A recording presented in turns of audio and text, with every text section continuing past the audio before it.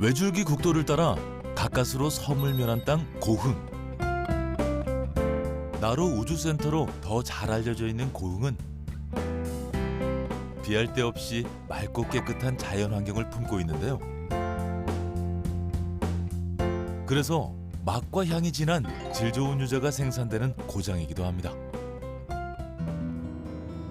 고흥 유자의 특별함을 확인하기 위해 나선 제작진. 전국 유자 최대 산지임을 증명하듯 늘어선 유자나무의 초록잎 사이로 노란 유자가 알알이 박혀 있었는데요. 고흥에서 26년째 고품질 유자 생산을 위해 노력하고 있다는 박학균 씨를 만나봤습니다. 현재 우리가 재배하고 있는 면적은 3,000평에서 4,000평까지 싣고요. 나무는 몇 그루예요? 나무는 지금 600주에서 한 700주 재배를 하고 있습니다. 고흥의 자부심 유자.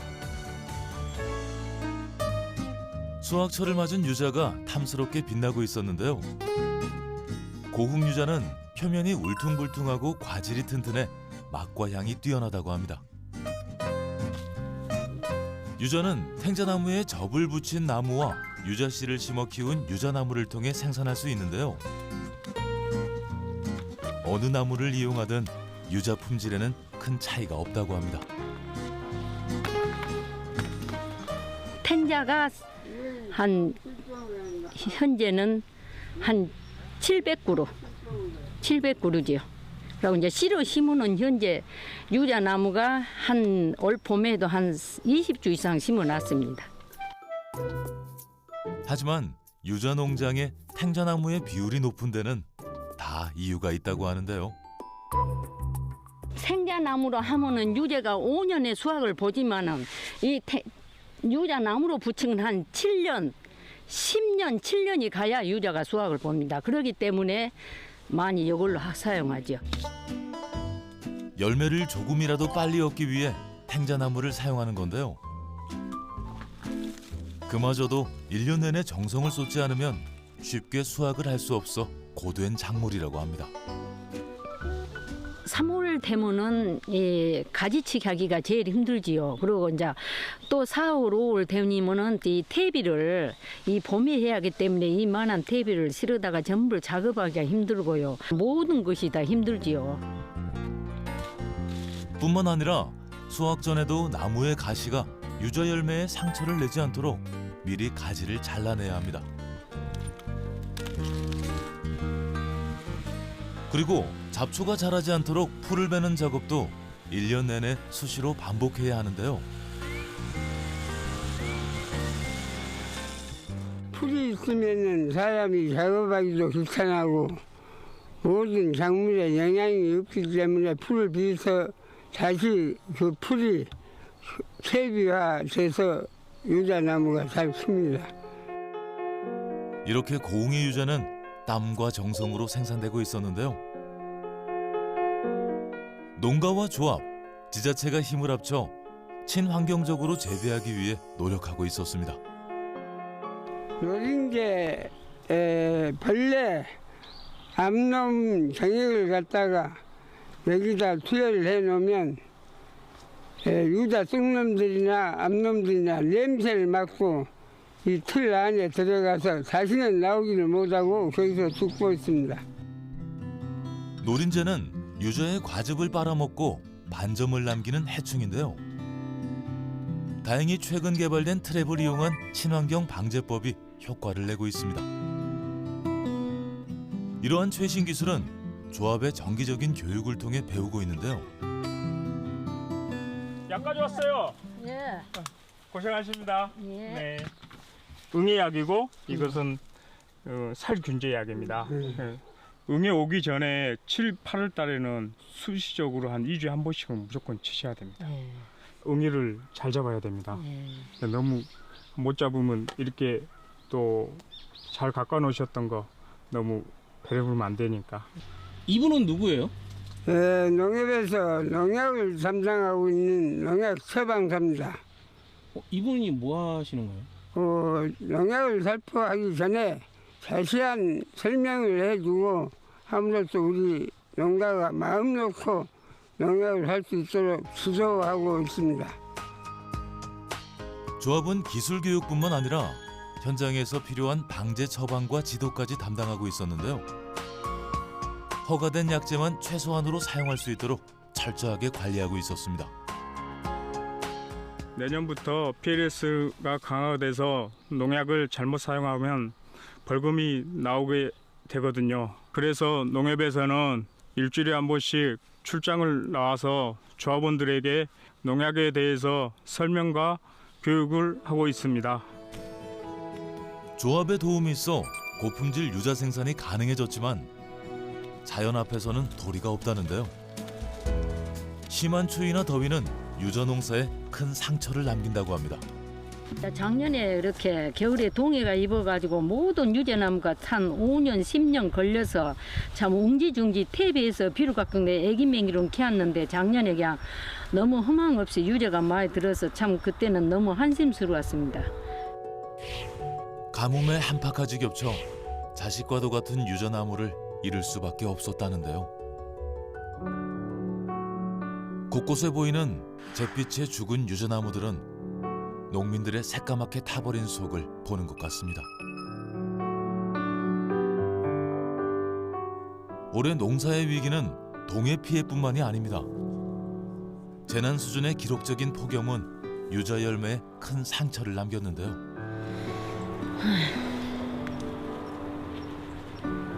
약을 하여튼 친다고 정확한 시기에 제 날짜에 꼬박꼬박 쳤는데 너무 더워서 그랬는 거 쳤는가 이렇게 오래 작황이 안 졌습니다. 이글거리는 햇빛에 유자들이 다 타버린 겁니다. 추위로 나무도 잃고 더위로 열매까지 잃은 건데요. 이런 것은 상품 값어치가 못 되기 때문에 이건 파지로 들어가죠. 파지로. 이 똑같은 유자 한나에 100원이 치면 이건 이런 10원도 안 치죠. 10원도. 그러니까 너무 소득이 없으니까 1년 농사하는데 이게 너무 허망하고 속상해요. 하지만 조합이 있어 포기하지 않고 오늘도 수확에 나섰는데요. 조합에서 농가의 소득을 보존하기 위해 상품 가치가 없는 유자들도 수매하고 있기 때문입니다. 이 정도는 농협에서 받아줍니다. 그러나 이런 것은 안 받아주니까 땅에다 다 버렸지요. 그런데 지금은 농협에서 운영한 뒤로는 이것을 다 지금 소비하면서 농가 소득이 좀 되지요. 버리긴 안 하니까 그래도 가슴은 덜 아프지요. 전에는 많이 버려가지고 참 발로 밟으면은 마음이 안 좋았는데 지금은. 조합은 이상기후로 인한 위기를 농가와 함께 이겨내고 고흥유자를 지켜내기 위해 노력하고 있었는데요. 그렇다면 잘 익은 유자는 언제부터 만날 수 있을까요? 유자가 노란 익을 때까지 기다렸다가 11월 10일경부터 수확을 해요. 완전히 노랗게 되면 익은 거예요. 잘 익은 유자를 골라 꼭지를 따면서 수확하면 되는데요. 이때 고품질 유자 생산을 위해서 주의해야 할 점이 있다고 합니다. 주의할 때요. 유자가 따면서 상품이 될 놈이 이렇게 땅에다가 떨치면 펑 터져버리잖아요. 그러면은 유자가 상품 값어치가 못 되고 파지로 빠져버려요. 아까 이 껌한 것처럼 아무리 크고 좋아도 땅에 떨쳐서 금이 가보면은 이런 종류로 빠져나가요. 그러니까 딸 때는 언제나 유자를 따면서 조심히 따면서 땅에 안 떨치게. 하여튼 최소한도 땅에다 안 떨치게 따야만은 유자가 되지. 뭐 많이 딴다고 해서 땅에 떨쳐 놓으면 상품 값어치가 없지요. 정성껏 키운 만큼 상품성을 유지할 수 있도록 수확할 때도 조심히 다뤄야 하는 건데요. 그날의 수확이 마무리되면 농장에서 곧바로 선별 작업이 진행됩니다. 유자를 등급과 크기에 따라 나눠 담는 건데요. 등급에 따라서 이런 놈만 이렇게 굵은 놈만 이렇게 따로 하면은 더 비싸고, 예를 들어서 굵은 데다가 짤짤한 놈을 넣으면은 이놈하고 비하면은 상품 값어치가 없으니까 이놈을 선별을 잘해야지. 2층은 2층대로 빼고 이놈은 이놈대로 빼고 파지는 파지대로 빼고 그래서 3층으로 빼가지고 출하지. 그렇다면 고흥유자는 어떤 과정을 거쳐 소비자를 만나게 될까요? 유자가 가장 먼저 들러야 할 곳은 조합의 유자 가공 사업소입니다. 조합은 매년 농가로부터 생유자를 수매하고 있다는데요. 월요일부터 파지 수매만 하고 있습니다. 파지는 이렇게 못 쓰는 과일을 파지라는데 지금 정식 유자차용 유자는 다음 주 월요일부터 수매하고, 작년에 저희가 생산량은 수매한 양은 한 1,100톤. 근데 올해 지금 수매 예상량은 작년에 비해 좀 감소를 생각해서 지금 1,000톤 정도는 예상하고 있습니다. 조합에서 유자차용 유자 외에도 파지까지 수매하고 있어 농가 소득에 큰 도움이 되고 있는데요. 이렇게 수매한 유자는 무게를 확인하고 1차 유관 선별을 거쳐 가공 준비를 시작하게 됩니다. 조합에서는 어떤 기준으로 유자를 선별하고 있을까요? 크고 표피 상태가 좋은 것을 저희는 최상등급으로 표현하고, 그다음에 표피가 좋지만 좀 작은 부분, 구가 작은 부분들은 그 아래 단계로 보고, 그다음에 이렇게 이제 사이즈도 작고 이렇게 흠집이 많은 유자들은 이제 하품, 점박이가 많고 가공용으로 사용하기 힘드는 유자, 주로 착즙용으로 나가는 유자들은 파지. 농협에서 정한 기준에 맞춰서 저희가 1등, 2등, 상등, 파지 이런 식으로 가격을 책정해서 수매를 하고 있습니다. 상위 2개 등급만 유자차 가공에 사용된다는데요. 조합은 유자의 안정적인 소비를 통해 유자 농가가 소득을 올릴 수 있도록 지난 94년부터 가공 사업소를 설립해 유자차를 생산하고 있었습니다. 그렇다면 유자차는 어떻게 생산되는 걸까요? 차 담기 전에 여기 이렇게 나쁘고 홈집 난 것을 이렇게 다 제거해가지고 깨끗이 하는 공정이에요.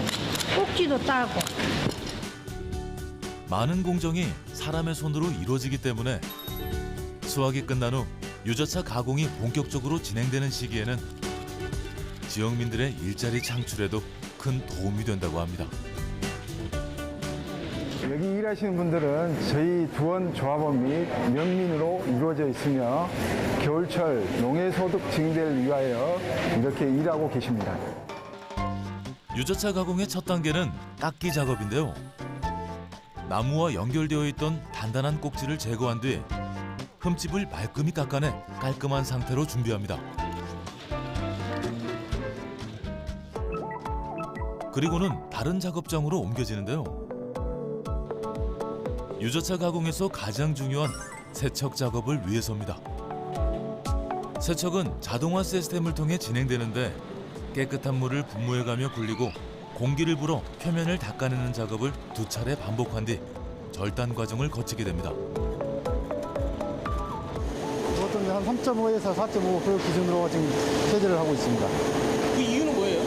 보기에도 좋고 또 식감도 있고 그 식감을 좀 더 가지기 위해서 약간 좀 두께를 좀 두께 세제를 하고 있습니다. 절단된 유자는 다시 한번 사람의 손을 거치는데요. 편안한 섭취를 위해 씨를 제거하는 겁니다. 그리고는 설탕과 혼합하는데 이때 중요한 것은 비율이라고 합니다. 설탕이 좀 너무 적어도 이 유자의 신맛을 중화시키는데 좀 부족해지기 때문입니다. 가장 적정한 비율이 50대 50이 가장 적정한 비율입니다. 이렇게 설탕에 버무려진 유자는 다른 당절임 제품들과 달리 용기에 바로 주입하지 않는데요. 컨테이너 상자에 담겨 저온 창고에서 시간을 보낸다고 합니다. 최상의 품질을 유지하기 위해서 영하 16도씨 이하의 저온 창고에서 저희가 냉동 보관을 하고 있습니다. 저온 창고에서 얼었다 녹았다를 반복하며 숙성이 이루어진다고 하는데요. 숙성 기간에 따라 맛과 향이 달라진다고 합니다. 고객님들마다 유자를 원하시는 게 다 달라요. 그래서 저희가 생유자도 하지만 이렇게 숙성을 한 유자도 재고를 갖고 있으면서 판매를 하고 있습니다. 저온 창고에 보관되어 있던 유자 당절임은 주문이 들어올 때마다 꺼내어 그때그때 마무리 가공 과정을 진행하는데요. 다시 한번 씨를 제거해 보다 깔끔한 유자차가 될 수 있도록 신경 쓰고 있었습니다. 다 골라서요 배합을 해서요 그 생산실에 가서 생산합니다. 유자차의 풍미를 돋우는 꿀을 첨가한 뒤 살균된 병에 주입하는 건데요. 이때 유자 당절인 모넥을 80도 이상의 온도에 가열해서 주입하고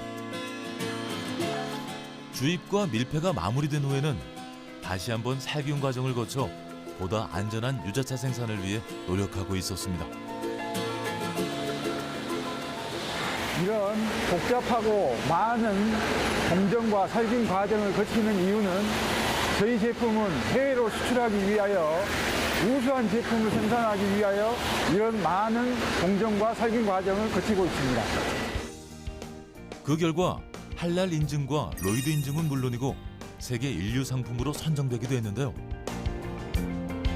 조합은 가공 사업을 통해 유자 농가의 안정적인 소득을 보장할 뿐 아니라 고흥유자를 전 세계에 알리고 있었습니다. 이 제품은 영국으로 나갈 예정입니다. 작년의 경우 1,700톤을 수출하였으며 올해도 17개국에 1,800톤을 수출할 계획입니다.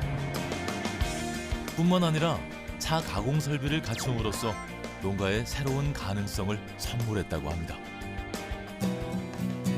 조합의 권유로 유자가 아닌 다른 작물을 생산해 조합에 전량 수매하고 있다는 한 농가를 찾았습니다.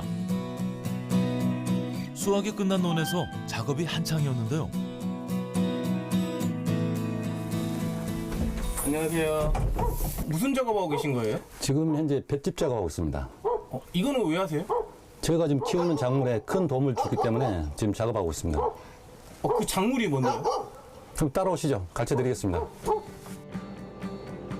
고흥 지역 농가들에게 새로운 가능성을 선물한 특별한 작물을 확인하기 위해 따라 나섰는데요. 그런데 눈앞에 보고도 정체를 알 수 없는 작물을 발견할 수 있었습니다. 이게 뭐예요? 생강입니다. 이게 생강이에요? 예. 상생으로 찾은 새로운 가능성, 생강. 고흥 지역에서 20년째 농가를 짓고 있는 박춘수 씨는 조합의 권유로 4년 전부터 생강 농사를 짓게 됐다는데요. 생강 농사를 지으면서 많은 것들이 달라졌다고 합니다. 생강은 우리가 거의 농사철 피합니다. 5월 달에 심어서 11월 달 캐기 때문에 그게 편하고요. 다른 농사를 지으면서 키울 수 있고 일손도 줄일 수 있었던 건데요. 이런 생강 농사에서 가장 중요한 점은 생강이 자라는 땅이라고 합니다. 논이나 밭이나 그 잘 골라야겠죠. 태양 일조량이 줘야 되고 그리고 물 빠짐이 줘야 됩니다. 이 생강 자체가 물을 안 주면 또 안 크고 물 많이 주면 또 썩고 그렇습니다. 그래서 물 빠짐이 좋은 논이나 밭을 골라야 된다는 겁니다. 생강의 이러한 특성 때문에 볏짚이 꼭 필요하다고 하는데요. 볏짚 덕분에 친환경적인 재배도 가능하다고 합니다. 그 생강 파종해 놓고 한 50일 쓰면 생강이 올라옵니다. 그 50일 동안에 그 긴 시간 하다 보면은 풀이 나옵니다. 그 풀을 모두 방지해주고 나중에 저희들이 물 줬을 때 습을 조절하고 있습니다. 그리고 8월 더운 날 그 태양광을 열기를 시켜주기 때문에 집이 깔아준 효과가 있습니다. 볏짚 외에 또 다른 비결이 있다는데요. 바로 소에서 나오는 퇴비를 활용하는 겁니다. 볏짚과 함께 땅의 힘을 돋우며 자연적으로 영양을 공급해 인위적인 방제나 비료가 거의 필요가 없다고 하는데요. 이렇게 친환경적으로 키운 생강은 10월 말에서 11월 초에 수확할 수 있습니다. 작년 같으면 꽃 피는 걸 보고 수확했거든요. 근데 올해는 지금 서리가 빨리 오는 바람에 꽃대가 안 올라온 상태인데 그 수확하고 상관이 없습니다. 꽃대 올라나 안 올라나. 꽃대가 올라오면 꽃이 피기 전에 수확해야 질 좋은 생강을 얻을 수 있다고 합니다. 생강은 수확 작업도 간단한데요. 별다른 도구나 기술 없이 생강을 땅에서 뽑아내기만 하면 되는데 땅에 묻혀있던 작물이다 보니 작업을 빨리 끝내고 출하하는 것이 중요하다고 합니다.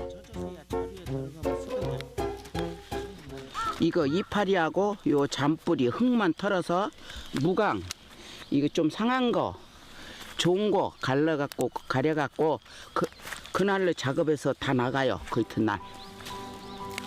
지금의 수확이 있기까지 조합은 농가에 생강 종자를 보급하는가 하면 농가들이 시행착오 없이 생강을 생산할 수 있도록 많은 노력을 기울였다고 합니다. 저희들 벼농사가 주 작목이고 그다음에 이제 과실. 근데 두원농협에서 생강을 해보자고 이제 회원들 모아서 한번 권유를 했습니다. 저희들이 아무것도 모르기 때문에 선뜻 나선 사람도 없었고 체계적인 영농기술 교육은 물론이고 생강 최대 산지와 직접 연계해 현장 실습 교육까지 진행했다고 하는데요. 다른 작물 같으면은 거의 매상도 힘들고 근데 이 생강은 돈 농협하고 전량 계약제이기 때문에 농가도 편합니다. 팔로 정해져 있고. 올해 작황이 안 좋다는데 고생이 많으시네요. 네, 성님 보시다시피 작황이 너무 안 좋습니다. 우리가 생각한 것 중에 이번에 한 게 제일 작게 나왔어요. 다른 때는 생각이 엄청 컸는데. 그러니까 흉작이 됐을 때는 농가에서 아무 걱정이 없으면은 흉작이 됐을 때는 농협에서 조금이라도 도움이 될까 싶어서 보전을 해주고 있습니다. 거기에 따라서는 수매 가격에서 실간 시중보다도 조금 높은 가격으로 저희들 해주기 때문에 농가에 도움이 되지 않냐 이렇게 생각하고 있습니다. 특히 계약 재배를 통해 생강 농사가 농가의 실질적인 소득으로 이어질 수 있도록 노력하고 있었습니다. 자, 오늘 작업 끝났습니다. 이제 바로 저희들이 이제 가공 사업소로 싣고 가서 거기서 수매가 이루어집니다.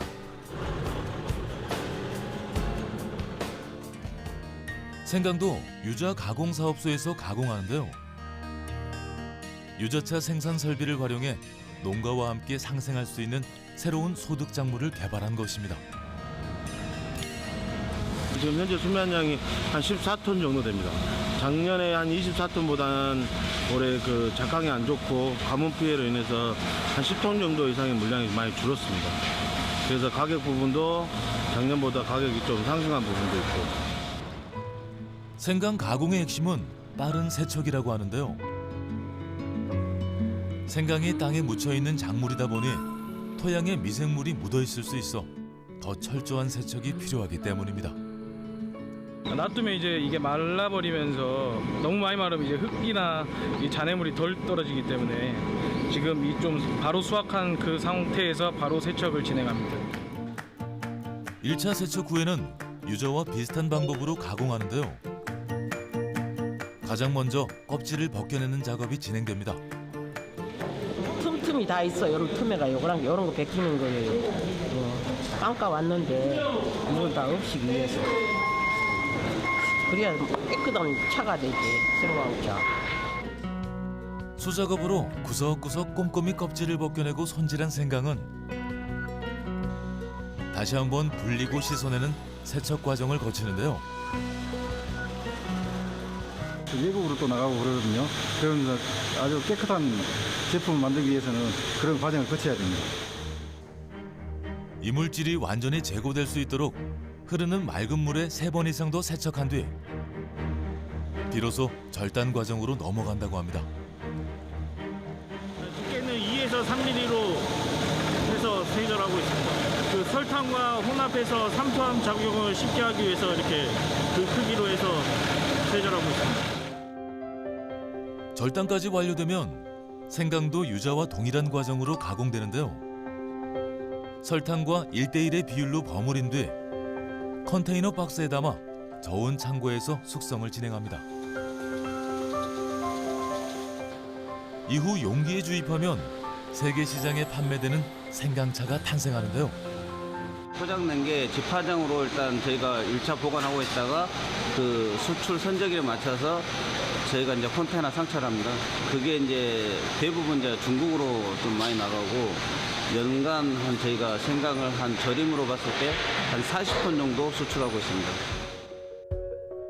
조합은 유자차뿐 아니라 생강차 생산과 수출을 통해 농가에 새로운 소득을 창출하고 우수한 우리 농산물을 세계에 알리고 있었습니다. 계속 유지하고 있는 품질 고급화를 통해서 우리 농가소득 5천만 원 시대에 같이 따라갈 수 있게끔 더욱더 많이 생산 확대를 해서 우리가 안정적으로 우리 원료 확보를 하는데 노력하도록 하겠습니다. 그러므로써 앞으로는 동남아 쪽, 아니면 미국도 우리가 수출 많이 나가고 있는데 유럽 쪽까지 확대해서 수출하도록 해서 농가 소득 증대에 기여할 수 있도록 하겠습니다. 우리 땅의 귀한 농산물을 고품질 식품 생산을 위해 세계에 알리고 있는 농가와 조합. 위기에도 흔들림 없이 지켜나갈 수 있는 건 농가와 조합의 상생 덕분인데요. 우리 농산물의 가치를 더하고 세계로 뻗어나가는 힘찬 발걸음을 손에서 세계로가 응원하겠습니다. 손에서 세계로 화이팅!